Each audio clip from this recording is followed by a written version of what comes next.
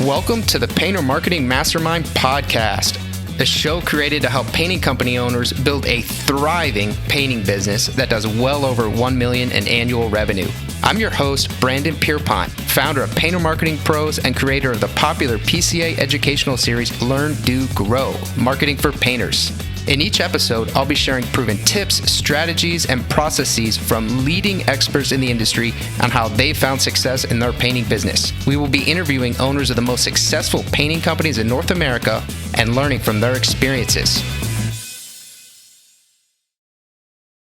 On this episode of the Painter Marketing Mastermind podcast, we host guest Tim Perryman. Tim co-owns Perryman Painting and Remodeling with his wife and has done so for nearly 30 years. Tim's primary roles at Perryman Painting and Remodeling are general manager, sales manager, and people coach, and his company did $4.5 million of revenue in 2021. He is a strong believer that running a successful painting and home remodeling company requires a focus first and foremost on people management and people empowerment, and that only through having happy employees are you able to consistently provide a superior experience to your customers. He is optimistic about the future of the painting industry, and throughout the episode, Tim shares much advice on how to create a company culture that will help propel your painting business into the millions. If you want to learn more about the topics we discussed in this podcast and how you can use them to grow your painting business, visit paintermarketingpros.com/podcast for free training, as well as the ability to schedule a personalized strategy session for your painting company. Again, that URL is paintermarketingpros.com/podcast. Tim, thank you for being on the Painter Marketing Mastermind podcast, man. Hey, how's it going? Good to be here with you. It's going well. It's going well. Yeah, it's good to have you here. So the you have Perryman Painting and Remodeling. What do you guys do? Started off as a painting contractor, and about we've added more services throughout the years, but about 5, 6, 7 years ago, I got my general contractor's license. So we could do kitchen and bath remodeling, primary focus on that. We've we used to do a lot of different stuff, but really just trying to focus on kitchen and bath remodeling on the remodeling side of the business. We're about 50-50 painting and remodeling. Got it. And then what prompted that shift? Primarily, I was getting bored. As entrepreneurs, that seems to happen a lot with us. That and I was really trying to increase our average job size. Okay. If we could sell more services to the same customer, we don't need as large of a sales team. So that, and then we were also trying to generate more interior work for the off season in the wintertime, so we can, not have as much of a negative impact on revenue when it starts raining, getting cold. So where are you guys based? We're just outside of Sacramento, in Placer County. Our shop's in Rockland. I live in Penryn, so we're right at the base of the Sierra Nevadas. Okay, great. And you guys have just that one office location? Yeah. Okay. Yeah, I work our office in Rockland. I work out of my home office quite a bit, and my wife does too. So my wife's my partner in the company. Okay, now you guys have a 50-50 split. What does that look like? Yep. Nice. Very, very cool.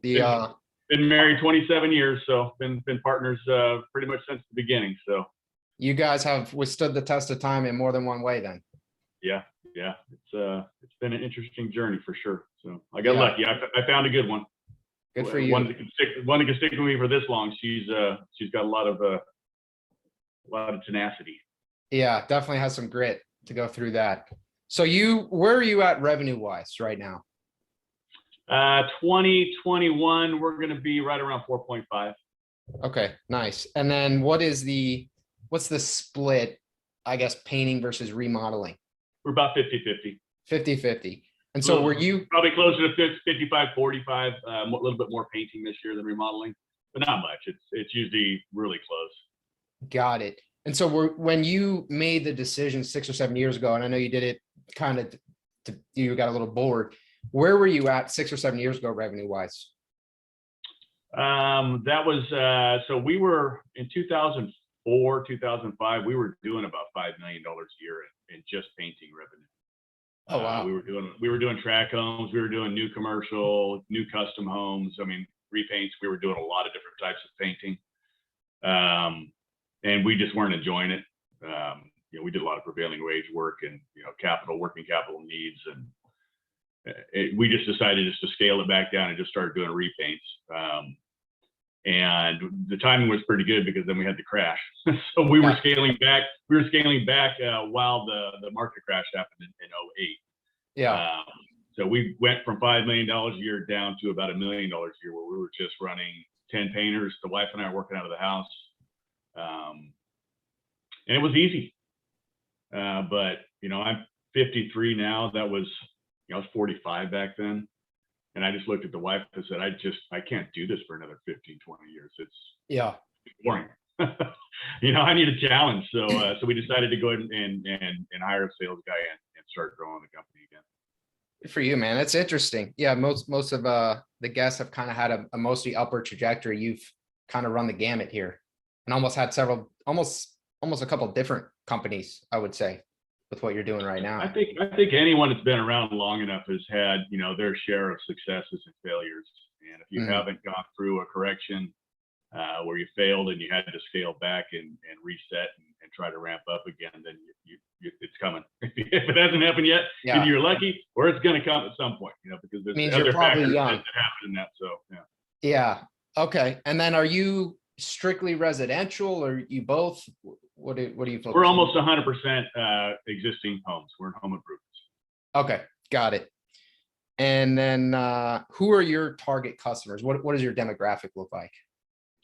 We target about 12 to 15 different zip codes, based on average median income, house values. So we don't really serve the affluent. It's the middle to upper income level, busy professionals, busy moms, the retirees, people that don't want to hire someone they can trust. They don't have to worry about someone coming out and screwing up. They'll pay a little bit more to get that. So. I think that trust factor is huge, right? They want to buy from someone they know, like, and trust. So, but I think it's interesting that you said you don't serve the affluent, because I think it's, for a lot of painting company owners, especially newer or smaller ones, they think that those are the best customers. Why do you sort of almost not alienate, but not really target maybe that top 5 or 10%, but below that? What does that look like and why? Yeah, it's not that we don't work for them. It's just not our target market. There's a lot less of them. First off, right? You have a much smaller marketing pool to go towards. So, and they can be a little bit more demanding. They're expecting, a higher level of finish. So if you don't have a bunch of really high-end craftsmen on your team, it's not just the experience at that point. Now it's, they want the ultra fine finishes, and I just don't have the patience for that anymore, to be honest with you. Yeah, that's interesting. Yeah, it's almost a separate service offering in a way when you get to that level. Yeah, it can be. So when you're kind of targeting upper, middle to upper, I guess, do you have percentages like, hey, we go from the top, top 95 to top 50, or what does that look like in terms of income? Tell me more about that question. I don't think I don't think I worded it so well. So let's say you didn't target the top 5%. Because those are the customers that tend to be more demanding, which obviously can hurt your margins if you have to go back and repeat work. Do you go from like 50% to 95%, or do you have a set range? That's a good question. We don't really track that. We don't track we track our zip codes. We do a lot of data reporting, and so we track, number of appointments and sales and closing rates and by zip codes. But not necessarily by the demographics. That's a data point that we don't track, and probably I'll never will, because we track too much data as it is. But I believe that targeting specific zip codes that fit the home values that we're targeting kind of hits that demographic. It's not perfect, but it works. If you get into direct mail, you can really get laser focused on messaging and who you talk to. And I know you can do that with, retargeting on social media. There's a lot of ways to do that. We're just not that sophisticated. Eventually I'd like to be, have a marketing team that knows how to do all that stuff, Yeah. I think it's a good point, especially when you are targeting geographic areas that generally are fit. You can really develop presence there as well, right? If you're using bandit signs or they're seeing your bands routinely, you can kind of become the local painter in that suburb. Yeah, we only target, we don't even target Sacramento, the city of Sacramento. There's a big market there. We kind of target the outside edge of the northeast section of it. So there's a lot of growth opportunities just in our 50-mile radius from here. Yeah, interesting. We want to scale into different markets. We can, but we've got a really good name recognition where we're at. We've been doing this for 30 years. So yeah. So is that primarily? I know you have some sales people, and I know you don't have a really fully built out marketing team, and you've been around for a long time. So is it a safe assumption that you're primarily generating business through repeat and referral customers at this point? Well, my wife, she pretty much sits in the marketing seat. That's what she does. That's her Okay. main thing for the company. She's really good at graphic design, content, making things look pretty, getting stuff out the door. We've gotten a lot better on our target client and messaging and how all that works. We started tracking lead sources and return on investment and all that stuff. So we've gotten better at it. We still have a long ways to go. We're not very good at social media, although we have a lot of activity on social media, but it doesn't generate a tremendous amount of leads. So that's something we're going to focus on in 2022 is really get our social media marketing down with before and after pictures and videos and getting engagement from our target market. So yeah, and that actually was a shift that Facebook made. So it used to be if you had organic posts, if you were just active on social media, you would have a wide following, a lot of engagement. They decided ultimately, they didn't publicize this, but they changed their algorithm to really promote paid advertising. And so now you essentially will reach probably a tenth of what you would have reached 2 years ago if you don't boost that post, or if you don't pay for a structured advertising campaign. A lot of painting company owners don't realize that, but it has changed. Yeah, we've noticed it's the type of post, good photos. If you've got a video, it's really good. Less marketing and more just content that people want to look at. Instead of just, hey, call us, hire us. Here's our discount. Here's our marketing piece, right? So so we're working on it. It's we do notice that we don't really get any leads unless we're boosting posts. It's not super expensive, but we track it, and we're only getting, I think, 5% of our leads are coming from social media right now. So yeah, it's a great point that you make too about not being overly salesy. People are not on Facebook, Instagram, platforms like that to be sold to. One of the kind of, I guess, rules of thumb that we found works really well is the 80-20 rule. So have 80% of your posts be value add, be just sort of demonstrating your work, but not salesy at all. And then have 20% maybe be some kind of a promotion, or you're in this neighborhood or whatnot. Allows people to not be jaded. Yeah, we're launching a new division for concrete coatings. We're going to be the area dealer for this material product. So, but we engaged with a marketing team that is kind of backed by the parent company. And I'm really excited to work with them because they're all about lead generation through Facebook primarily. And I spoke to one of the other dealers, and he can't keep up with the leads that they're generating through Facebook. That's fantastic. So I'm just going to be super excited to see what they can do on that end. Yeah, awesome, man. We'll have you back on the podcast end of 2022. You'll be at 10 million. Be a year of explosive growth. Okay, so I love the fact that you're tracking your metrics. You say you don't have you guys aren't super tech savvy, but yet you are tracking your numbers, which is already a lot more than a lot of companies are doing. Talk to me a little bit more about that, about where you're finding the highest ROI and kind of the different mechanisms you're using to grow your business. On marketing specifically? On marketing, yeah. Where you're getting your leads from? Right now, last year the majority of the leads came from Home Advisor, so we were doing a lot of purchasing leads. The return on the investment on Home Advisor, it wasn't bad. It's about 8 to 10%, but our lead conversions to appointments was really low. Our closing rates were really low. We just found that the quality of those leads weren't very good. So we really focused on, in 2021, we had 4 key things we were trying to do in 2021, which is increase the percentage of leads from our repeat customers, percentage of leads from referrals, percentage of leads from Google and social media. And we achieved the first three. Social media, we failed. We didn't really push the needle on that one. So right now, Google's our number one lead source, and by far it's inexpensive.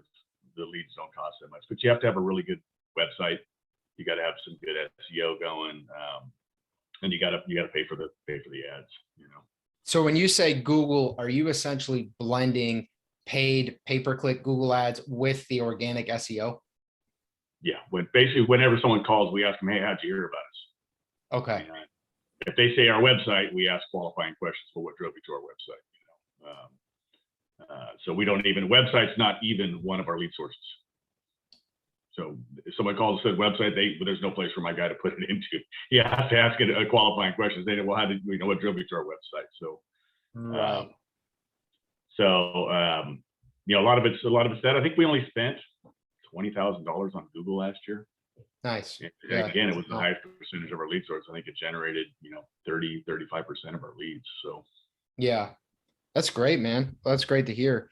And then do you track when these leads come through? So I know Home Advisor, the leads were not the best, and you do get a lot of tire kickers, and it is a different game. But do you track the profit margins and tie that to your lead sources? Our gross profit margins are pretty consistent regardless of lead source. So, but we do track revenue. So by lead source, we track spend. What we spent on the lead source. We track how many leads came in, how many of those converted to appointments, how many of those appointments turned into sales, total revenue, the average sale. Those are the key metrics that I look at when I want to look at lead source performance. I want to see at least a 10x return. I want to see a high lead conversion to appointments, and I want to see a high close rate. Yep.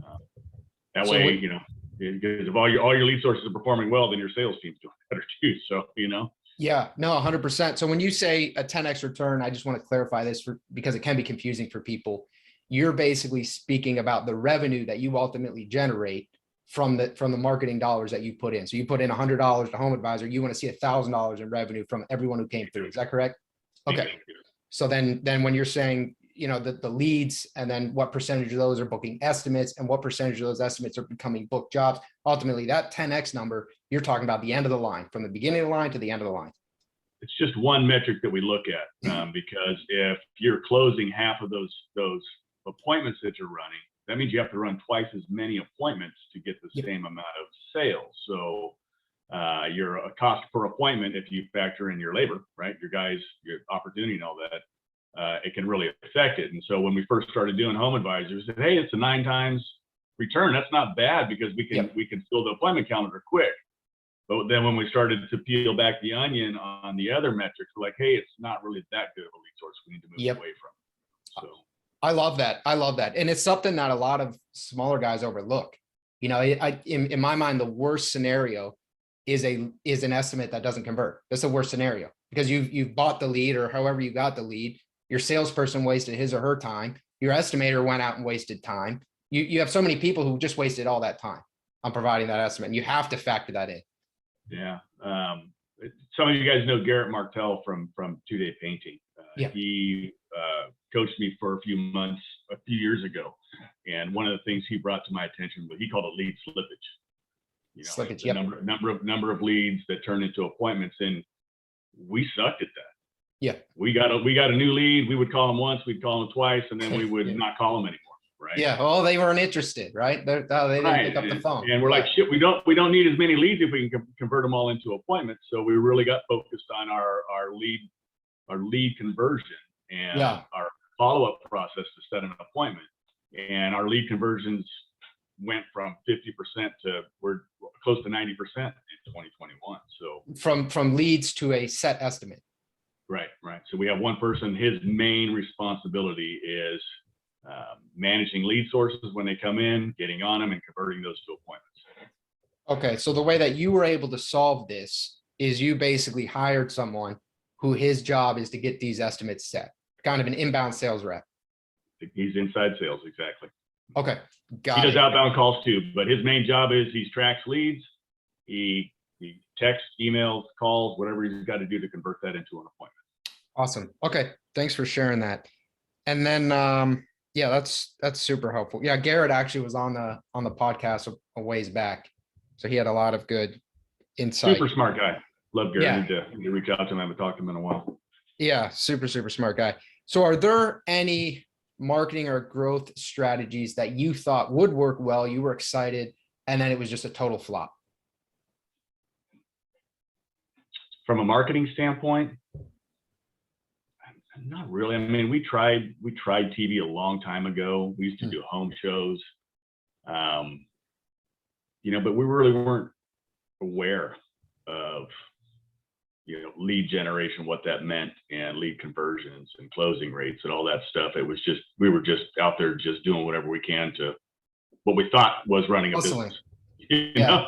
Yeah, just hustling without really a whole lot of clear direction on what we were doing. You know, it's like, hey, we're just trying to grow the company. Yep. Yeah. And in the beginning, sometimes it's just kind of what you have to do too. You know, it's not always so clean and neat. Business, it's interesting. You know, trying to find a direction of what you're doing and why you're doing it is a project in itself, you know. It is. Yeah, kind of your why, right? Your long distance why, your long distance ambition, but then you have to rein that back into what are you actually going to accomplish over the next 12 months, over the next quarter, and then how do you even know whether you're doing it, whether you're on the right trajectory or not, right? Because you can get into this sort of hamster wheel situation. Yeah, I talk to, you know, a lot of young contractors and they want to know, you know, I want to grow my business like, you know, your size. I'm going, well, you know, why? Why do you want, what do you want out of it? Mm-hmm. They're just like, hey, I just want to grow my company. And it's like, well, why do you do that? They look at me kind of with a blank stare in their eyes. They're going, well, isn't that what you're supposed to do? Yeah. You know, and so you really need to think about that, because if you can get really clear on your why is it that I want to grow my business? Why do I have a business in the first place instead of just painting for somebody else? Right. You know, what motivates you to get up and grow this thing? Yep. You know, what is it going to look like in 5 years from now? What's your lifestyle going to be like? What is your day going to look like? Yep. You know, why is it that you want to grow this thing? Do you want to make more money? If so, you know, how much do you want to make, and you know, by what date? Yeah. Get clear on that. If it's about getting more free time, well, you probably shouldn't be doing this. Yeah. It's you know what I mean? I mean, you're going to have to invest a lot of hours to get to a point where you're going to have that free time. Depending on what your goals are, you know, everyone's different. That's why you got to get clear on that. What do I want out of my business? Right. You know, that's where assessments like DISC assessment can really come into play. If you've never had one done on yourself, I'd highly recommend it. One of the things they measure are the things that motivate you, your motivators. And if you can tie what motivates you, what gets you up every day to do what you do, to building your business, it becomes really fun. It kind of helps you get clarity on your why behind it. You know, so you might be motivated by, you know, money, results, metrics, you know, tangible things. You might be motivated by helping other people, you know, helping your customers, helping your employees. You might be motivated by work-life balance. Might be motivated by learning, knowledge, right? If you can tie those motivators to your why, they can be super powerful. You know, it really can.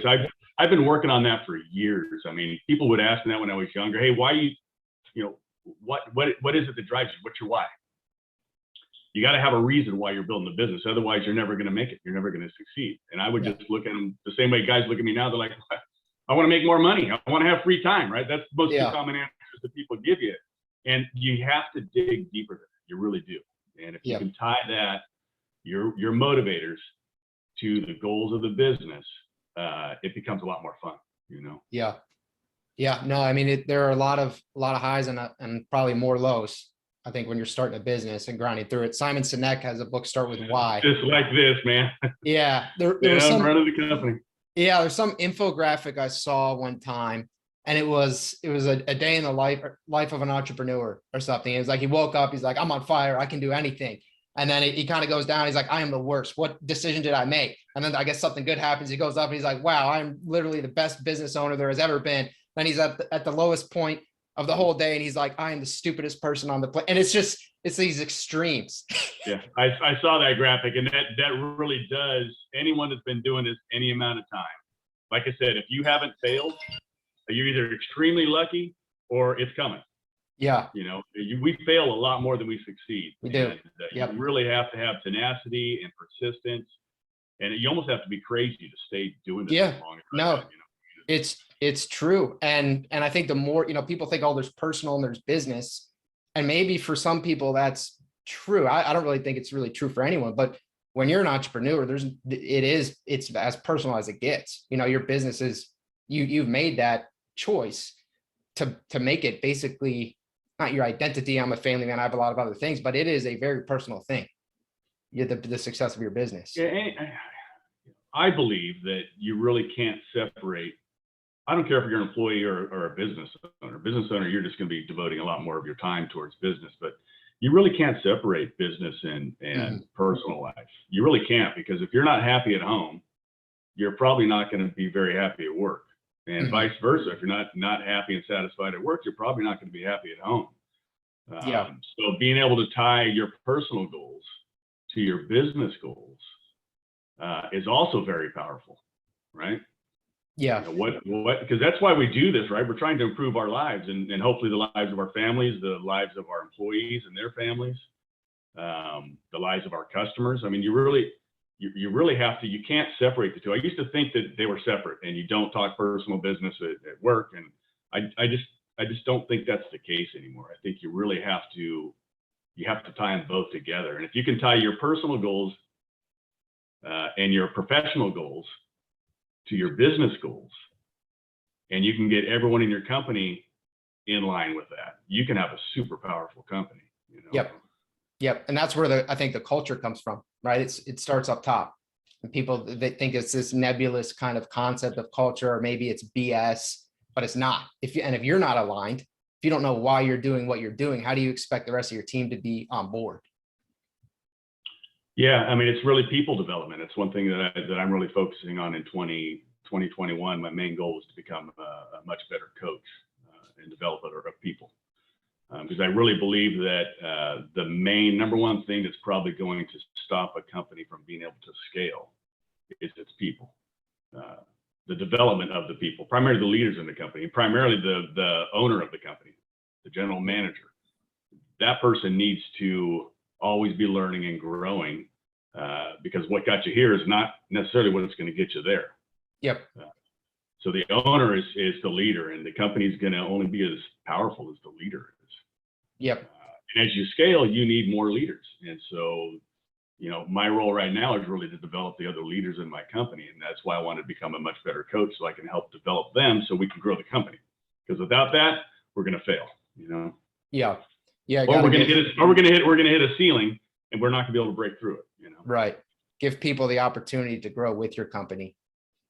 I see you have your golf clubs back there. Were those kind of positioned there to inspire the Actually, smaller... no.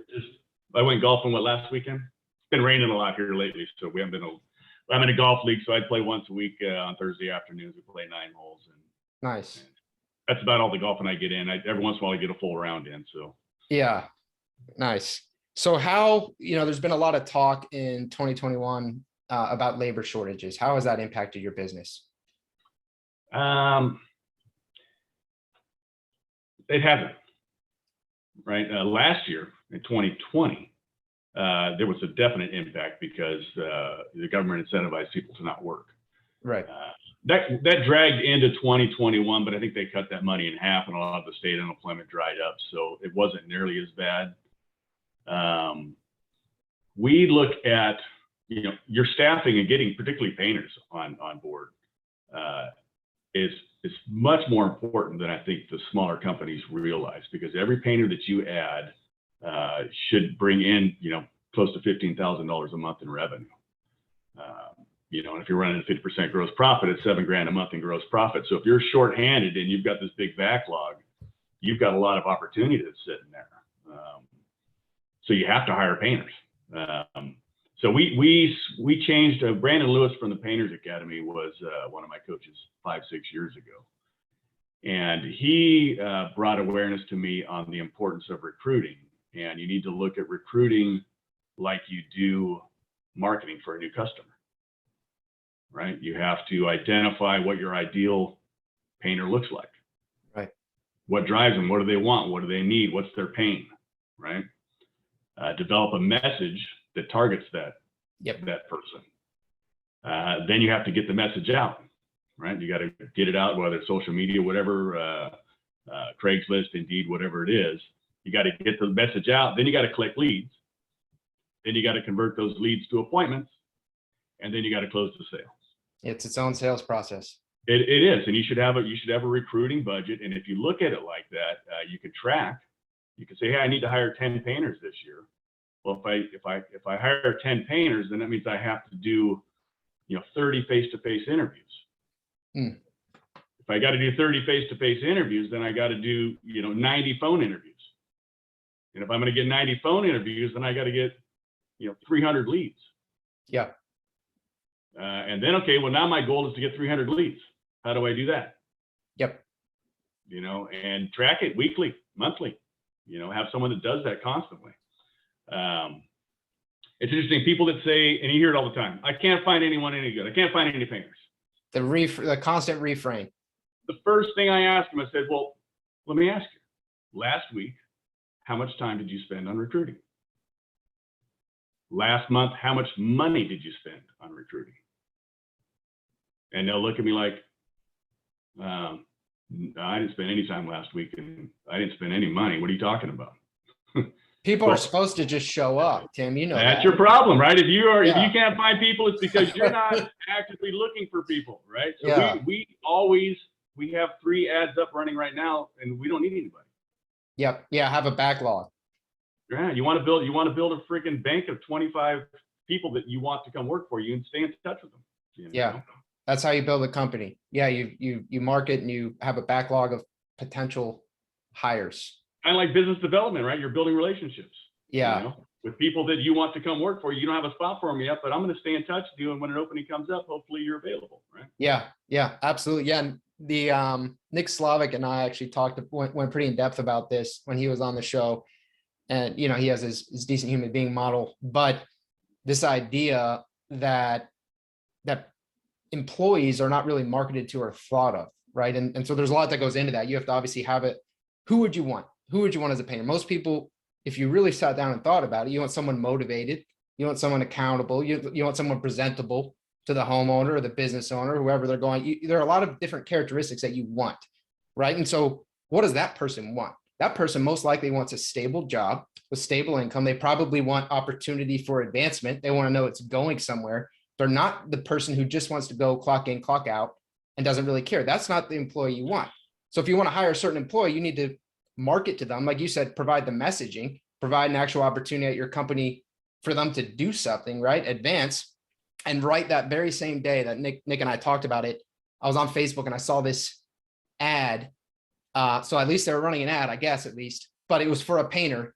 And it was like, you can't be drunk. You can't be high. I was like, if that's what you're putting in your ad, who do you think's going to apply? Nobody who's worth a damn is going to apply to an ad that you're just saying you can't be like a drunk idiot. It's amazing. And then they say, oh, no one's there. Well, no one's there because no one wants to work for you. Are you targeting the unemployed or are you targeting the employed, right? Yeah. And that's another point. I want to find the guy that if I'm looking for a skilled painter, I want to find the guy that's already working right now. Yeah. He's not sitting at home. And my message is going to be targeted at him, and it's going to be the pain, the things that he's not getting from his current employer that we're going to be able to provide. So what are some of those pains that you're going to solve? I mean, if you look at the reasons why employees aren't engaged, there's a lot of data out there on that. It's recognition of a job well done. They want to know that they're being heard. Yep. Right. Their voice is being heard in the company. They want to know that people care about them. Yep. They want to be around a group of people they like and are friends with.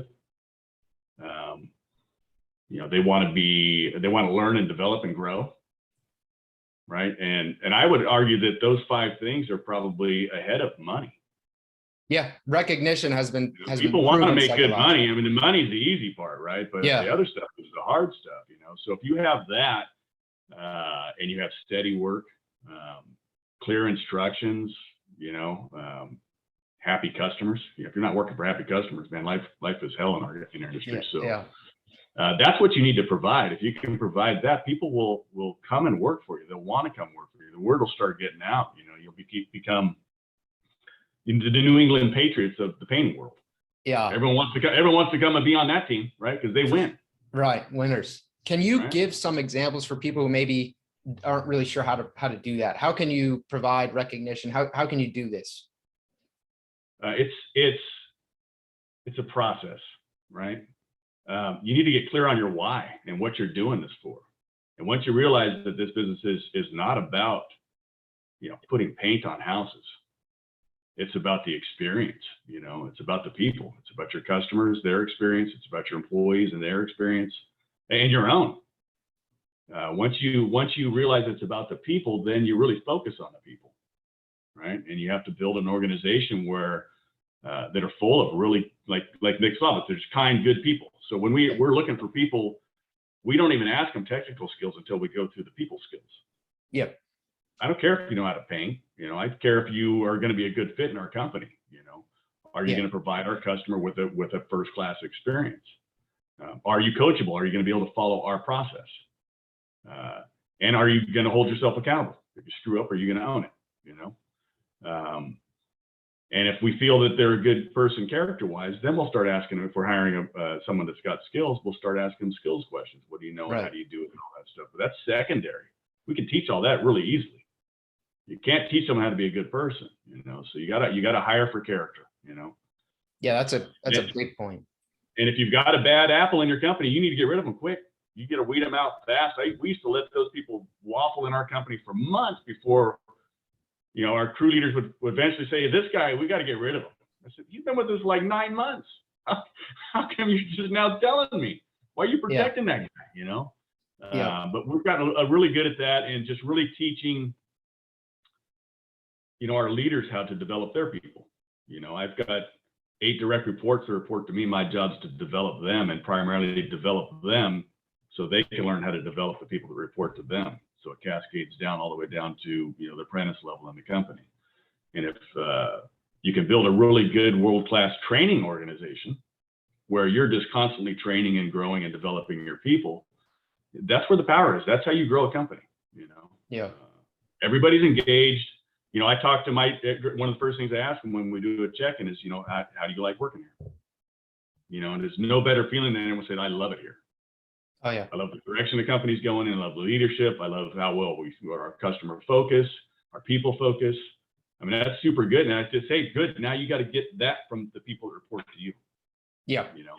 You want them to be saying the same things to you, So you're running really a people business. The painting is essentially secondary. Yeah. Look, the young company business owners, they don't get that. They don't understand that people don't buy paint jobs. Yeah. At least our clients don't. They want the experience that we're promising. They want a hassle-free paint job. They want it to look beautiful, but they want it to be a pleasant experience from the time they first call us, from the time we walk off the job. And our industry is full of people that don't know how to serve people. Yeah. You learn that. If you can learn that, you will crush it in this industry. I think that's if you suck at serving people and serving your employees, you're going to fail. You're not going to be happy, and it's going to be tough. And unhappy employees are always going to make for unhappy customers. And I think that's a super good point. Plumbers, electricians, they have certain skill sets. Now, I'm not saying painters don't, especially when you get in cabinet refinishing and some fall finishes and other things, but there are definitely certain trades that homeowners really can't do themselves. You can't go do a bunch of electrical work yourself safely. Painting, people can paint their own house. They can go buy paint and paint their own house. So when that a viable substitute is them doing it themselves, then it's clear it's not about the paint. Yeah, I mean, you got to differentiate yourself, right? I mean, everybody, it's like everyone's a real estate agent, but there's a ton of freaking painters out there, right? There's just a ton of them, and when your prices are 3 times as much as Chuck and the truck's prices are, you better be providing something that's different, and it's not the paint job. Yeah, Chuck Right? in the truck. I love that. I mean, it could be the paint job. I don't want to discount, the importance of good craftsmanship, right? Right. That's not what I'm saying. You have to provide a really good paint job.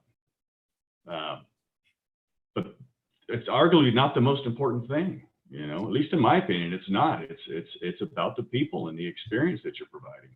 Yeah, the quality is almost assumed, right? It's you have to provide a quality paint job. You can't provide subpar work, but that's not how you charge 3 times Chuck in the truck consistently and grow that business. Would that be accurate? Yeah, well, think of it this way, right? So the craftsmen out there, right? When they finish painting a house and they look at it and they look how good their job looks, well, that's a pretty good feeling, right? I'm proud of that work I've done. Yeah. But when the customer comes out of their house and they're crying because the job looks so good and they're so happy with the services, that feeling, that's the feeling that is like 100 times more powerful than the joy you get from providing a good quality job, right? Right. That customer is so happy with the service that you did and the paint job and everything. That there is no better feeling in this business than a customer that is just so happy with what you've done for them that they're just on cloud 9. You know what I mean? Yeah. Yeah, absolutely. Okay. So I want to shift gears slightly and figure out right now, I guess, what is going the best for your company, and what are you guys maybe struggling with a little bit right now? I know 2021's been a weird year for everybody. 2020 was a weird year. 2021 was a really good year. I know a lot of people in the industry that are just killing it this year. There's a ton of work out there. The labor shortage is a problem, but it's not nearly as bad as it was last year. We always have supply line issues, and getting paint right now is kind of tough, but we're all working through that. So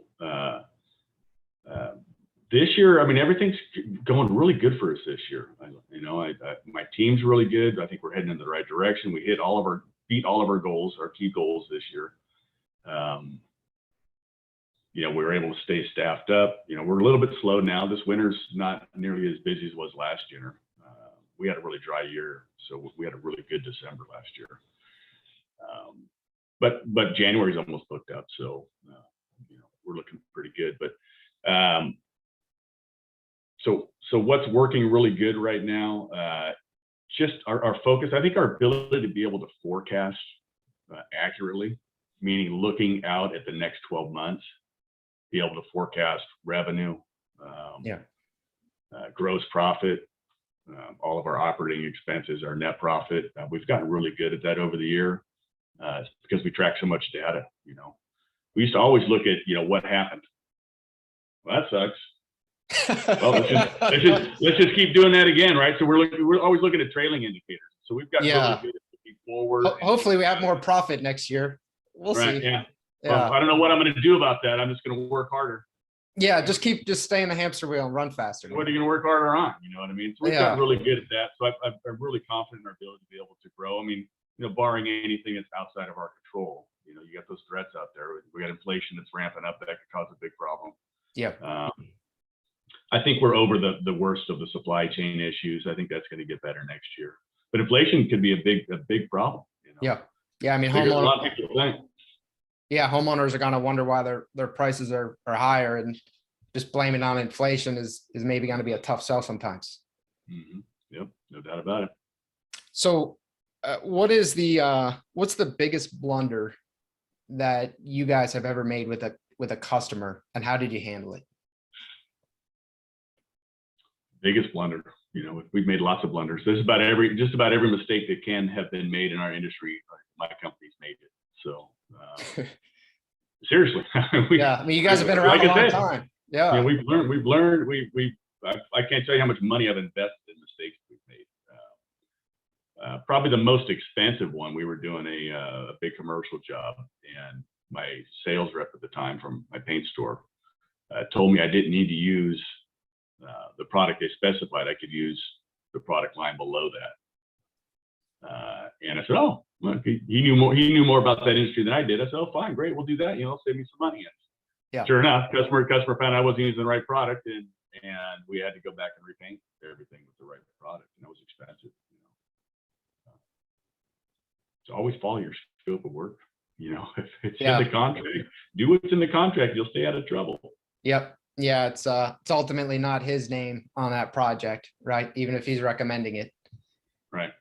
Okay. Be careful who you listen to, who you get advice from. Yeah. There's a lot of people out there that think they know what they're talking about. I think that's a great point. Yeah. And even for painter marketing pros, we have all different sizes and types of painting company owners come through. And I'm going to tell you the disparity between how some people think and how other people think, and the advice given to some of the newer owners is, it's scary. It's scary. Some of the advice that's out there. Yeah. I mean, God, if you're on social media a lot, everyone's a marketer, a lead generator. Yeah. Oh yeah. And I can tell who the good ones are and who the bad ones are by how they contact me and what message they give me. Yeah. You don't even know what my pain is. Yeah. Right. Yeah. What's your Why do I messaging? need you? Yeah. What's your message? Right. I don't want you to work on my team. You don't even know how to market to me, and I'm your ideal customer. Exactly. Yeah. Tim, I had I got a package coming to you. Just the messaging's all off though. I'm going to make sure it gets canceled before it arrives. Don't worry. Seriously, you're like a marketing guy, and you don't, and I'm not a professional marketer, but I understand, my primary customer and what they want to hear, and you're not going to work on my team. What I mean? If you can't land your own clients, how are you going to land good clients for me? Yeah, and, marketers, they'll talk about, they want to improve your website. It's all about the SEO, and I go, SEO is fine and dandy. They'll talk about the metrics on the back end of the website, your backlinks, your impressions. And I'm going, okay, well, sounds good. How many leads am I going to get? Yeah. Right. That's the measurable that I need to know. I don't care about all that other stuff. Is just feeding the number of leads. How many more leads are you going to generate for me? Right. Yeah. No, super, super good point. I call it WIIFM. What's in it for me? Those are the things that we look at, that we know about, that we like to talk about, but ultimately our customers don't care about that. And even traffic to a website is entirely irrelevant. Who the heck cares? Unless you're Britney Spears, that you're trying to be some influencer. Doesn't matter how many people on your website. What matters is how many are becoming customers. How many likes did I get on my Facebook? How many people are following me? It's like, well, that's cool, but how many leads is it generate? Tim, that's what I can tell. That's what you're focused on. You're big vanity with the Facebook. You just want the likes and the shares. Yeah. Awesome, man. Well, let me ask you this. How do you see and I know 2020 was crazy. 2021's been really good. And a lot of people have had a good year. And I can tell you, we've seen a lot of new startups. So I have my own thoughts about what's going to happen, but how do you see the painting industry changing in the future in the next maybe 5 to 10 years? The construction industry as a whole generally doesn't change much. If you look at all other industries as far as technology advances and how they've, moved the needle as far as how we do things, it changes very, very slowly. There's all kinds of, technology is great, but man, it's almost getting, there's too many technology solutions that we're trying to implement, and it makes business more complicated. So I'm hoping that's gonna get streamlined, and that we're gonna have more technology solutions that can do everything for us. A CRM, and they have those out there right now, but I have yet to find one that can do everything really well. Seriously, I mean, my team, it's like I think we counted them up. We have almost 20 different IT solutions that we're using right now. Yeah. It makes things complicated, so I'm hoping someone comes up with some really good software that can streamline that process, and they have integrations and all that stuff, but it's just, man, you almost have to be an IT guru in order to be able to get all this stuff to function well. And most of us aren't that complicated people, and we don't want to have all this IT stuff. So the young guys that are coming up, I think we have a lot of really good young contractors coming up. Nick Slavic, you mentioned him. Jason Paris out in Minnesota. He's super sharp. He's an innovator. He's going to change this industry. I think he's got some really good ideas. In fact, I'm going to go visit him at the end of January. I'm going up there for some training, and I'm going to go spend a day and check out his operations. He's super sharp. The PCA is much more valuable now than it's ever been. You guys are doing a lot of good work over there. Nice.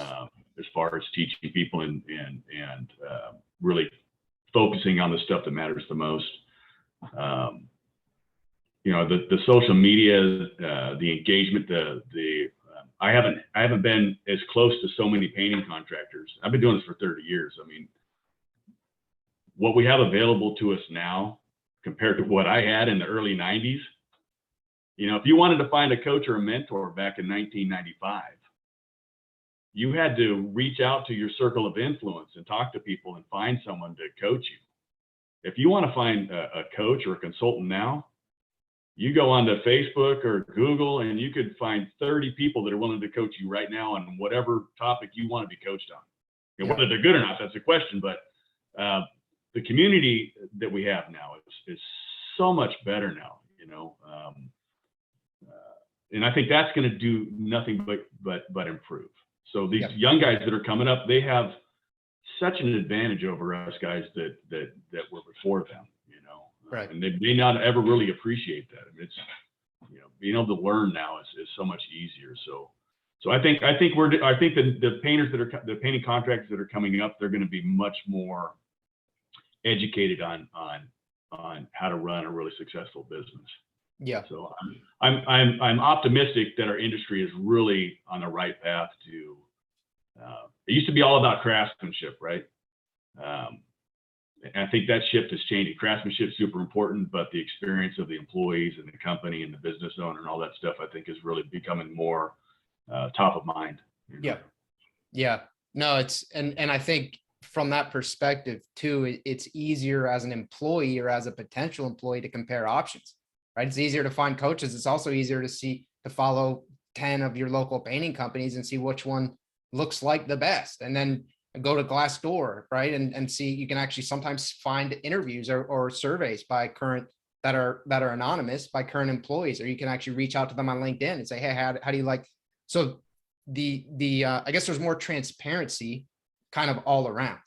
It's hard to hide. Yeah, if you don't operate a good business, man, it's hard to hide nowadays, man. You better be on your P's and Q's, Yeah.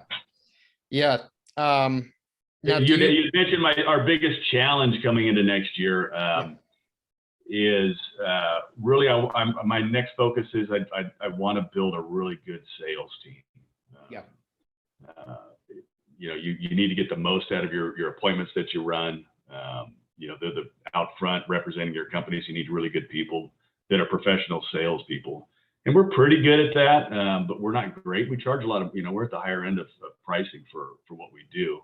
So you need people that know how to talk to people and find out the reason why they're doing what they're doing. So I can only take my sales team so far. So first quarter of next year, the goal is to hire a sales manager for our organization. Primary role is going to be coaching and developing my sales team because hiring, training, onboarding a new sales rep it takes a lot of time. Yep. And then the ongoing maintenance of coaching and training them really requires someone that's really focused on it. So our goal for 2022 is really just to build out the sales team, and that'll lessen there'll be fewer direct reports to me. Now I'll just have to have the sales manager reporting to me. So that'll free up a lot of my time so that I can focus on hiring a general manager to replace me. So, that delegation. As you grow and scale your business, it's all about replacing yourself. Yep. Yeah. When you first start, you're the painter.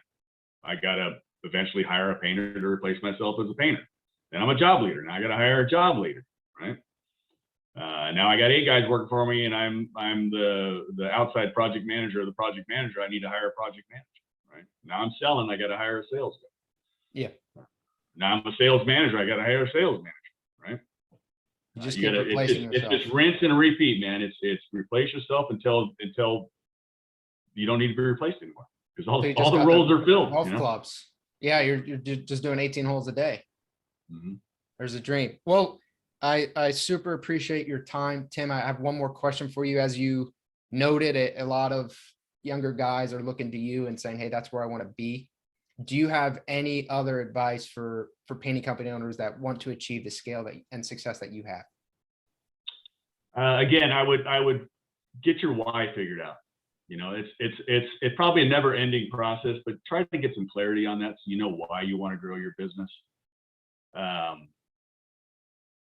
And understand that in order to scale your business, it's going to require people development. As you replace yourself in the company, you need to define each role. It needs to be really clear on what success looks like, what specifically is the most important things they do for the company, and make that really clear. And then how we do it, and then you need to find the right person to fill that position that's the perfect fit for it.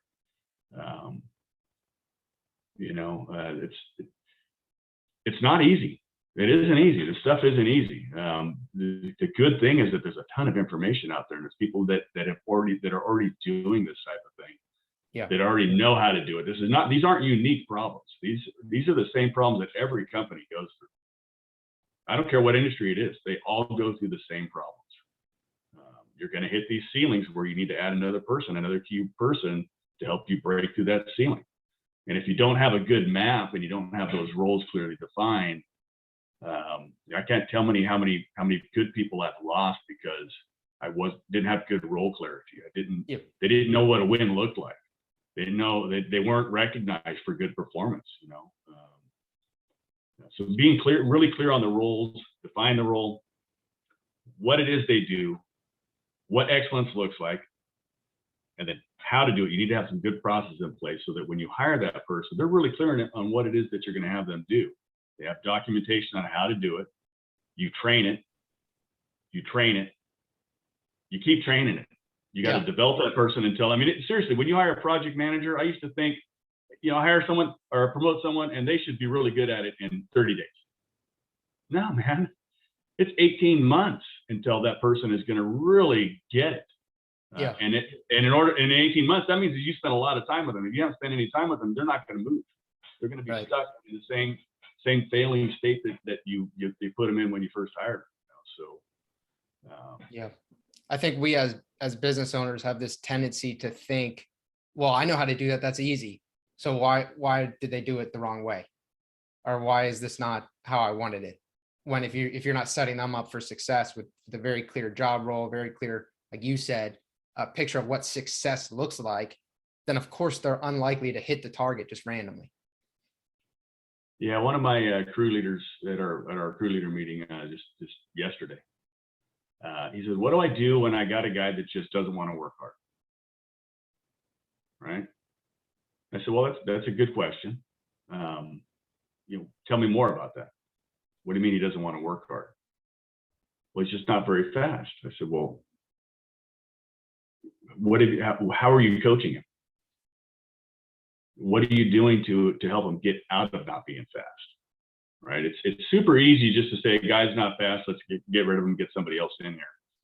But as a coach, a leader, or a manager, you need to ask yourself first, when someone's failing in a role in your company, have you provided all the support that they need to be successful? And you need to help coach that person up to excellence. Yeah. Have you painted a picture for that person on what excellence looks like?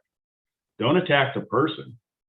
I said, when a new guy comes onto your job, the first thing you should do is spend 10 minutes with them and tell them what excellence looks like on your job sites. Everyone on my team, they show up 15 minutes before start time. They have tools in their hand. We have a 5-minute huddle before we start the day. We're going to talk about the goals we want to get done for the first half of the day, the goals we want to get done for the second half of the day. I'm going to coach. I'm going to help you learn all these skills and techniques, but I need you to work hard. I need you to be engaged. I need you to care about your work. I need you to listen to me. Right? Are you that guy?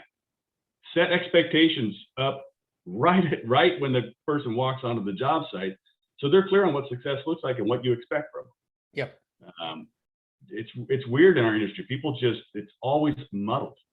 Right. those things just aren't made clear up front. And they wonder why their people aren't performing, Yeah. You can't point the finger at the employee. You need to point the finger at you and go, what am I doing wrong? Yeah. And how do I fix myself, Yeah. And if there actually is a legitimate bad employee, which sometimes there will be, how did that person make it to your team? What's broken in your hiring process that happened? It's still your fault.